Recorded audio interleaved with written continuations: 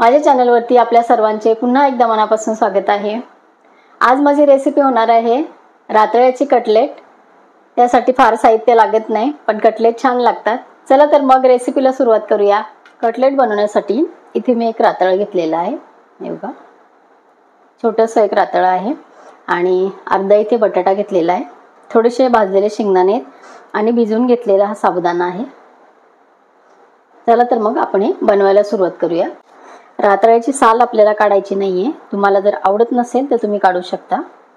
आपल्याला थोडंसं स्मॅश करून घ्यायचं आहे बटाटा आणि रातळ।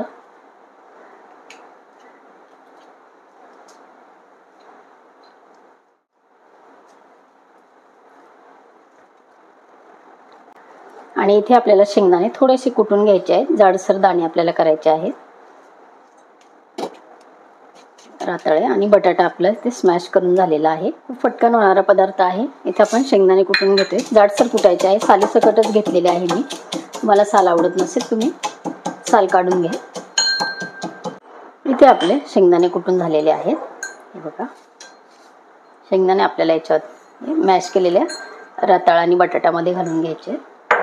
इथे आपल्याला साबुदाणे पण आपले याच्यामध्ये टाकायचे आहेत। चवीपुरतं आपण इथे घालणार आहे मीठ। सेंधव मीठ आहे हे। आणि थोडीशी अगदी इथे घालणार आहे मिरची पावडर, अगदी थोडी आहे। तुम्ही इथे मिरचीचा वापर, हिरव्या मिरचीचा वापर सुद्धा करू शकता। इथे आपल्याला आता हे सर्व व्यवस्थित मिक्स करून घ्यायचं आहे। उपवासासाठी तुम्ही हा पदार्थ नक्की करू शकता। मी एअर फ्रायर मध्ये करणार आहे। तुम्ही पॅन मध्ये आरामात हे कटलेट बनवू शकता। हे आपण छान मिक्स करून घेतलेलं आहे। तर इथे आपल्याला थोडीशी घालायची आहे। 1 टीस्पून फक्त साखर इथे घेतलेली आहे। व्यवस्थित आपल्याला मिक्स करून घ्यायचं आहे। पॅनवर जर आपण करणार असेल तर एकीकडे पॅन गरम करत ठेवायचा आहे। तर मी एकीकडे आता एअर फ्रायर गरम करायला ठेवते आणि आपण नंतर आपले कटलेट बनवून घेणार आहे। इथे ब्रशच्या साहाय्याने थोडं तेल लावून घेणार आहे आणि गरम करत ठेवणार आहे। म्हणजे आपलं कटलेट बनवेपर्यंत इथे एअर फ्राय छान गरम होईल। हे बघा, सगळ्या बाजूने मी इथे तेल लावून घेतलेलं आहे। आणि आता इथे बघा, बटन मी दाबलेलं आहे। 10 मिनिटावरती मी लावलेलं आहे आणि 200 इथे डिग्री केलेली आहे। एअर फ्रायर आपलं चालू झालेलं आहे। हाताला तेल लावून घ्यायचं आहे। ब्रशला तेल होतं तेवढंच तेल मी इथे वापरलेलं आहे। आणि आपल्याला एक कटलेट बनवून घ्यायचे असेल, छोट्या मोठ्या साईजचे तुम्ही कसे इथे बनवून घेऊ शकता। गोल किंवा तुम्हाला कसे आवडत असतील त्या पद्धतीचे इथे करून घेऊ शकता। बघा,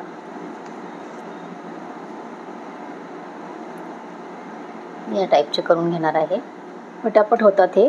उकडलेले आपले साहित्य जर असेल तर आपण केव्हाही पटकन कटलेट बनवू शकतो उपवासाचे। आदल्या दिवशी जर आपण हे करून ठेवले उकडून, तर दुसऱ्या दिवशी कितीही सकाळी म्हटलं तरी आपण पटकन हे पॅनवरती पण खूप लवकर होतात। काही वेळ लागत नाही, जास्त तेलही लागत नाही। थोड्याशा तेलावरती हे छान परतल्या जातात, कारण आपला बटाटा उकडलेला आहे आणि साबुदाणे ऑलरेडी आपले भिजलेले असतात, त्यामुळे ते पटकन होऊन जातात। असे सर्व कटलेट मी इथे तयार करून घेणार आहेत। एअर फ्रायर आपलं गरम झालेलं आहे, तर आपण आता त्यामध्ये ठेवून घेऊ भाजण्यासाठी। एअर फ्रायर आपलं एकदम गरम झालेलं आहे। इथे आपल्याला आता कटलेट लावून घ्यायचे आहेत। एअर फ्रायर गरम झालं की आपले पदार्थ पटापट त्याच्यामध्ये भाजले जातात, म्हणून ते गरम करून घ्यायचं आहे।